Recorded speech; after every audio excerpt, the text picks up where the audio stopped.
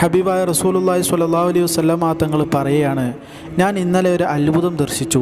എന്നിട്ട് അവിടുന്ന് ആ ഒരു അത്ഭുത ദർശനത്തെക്കുറിച്ച് വിശദീകരിക്കുകയാണ്.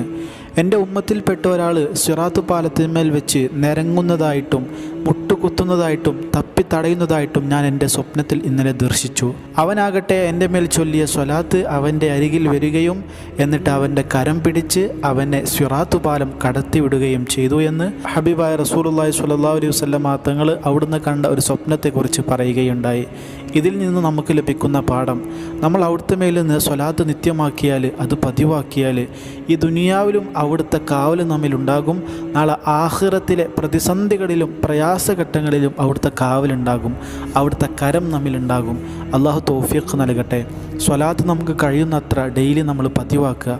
അള്ളാഹു എനിക്കും നിങ്ങൾക്കും തൗഫീഖ് നൽകട്ടെ. ആമീൻ യാ റബ്ബൽ ആലമീൻ.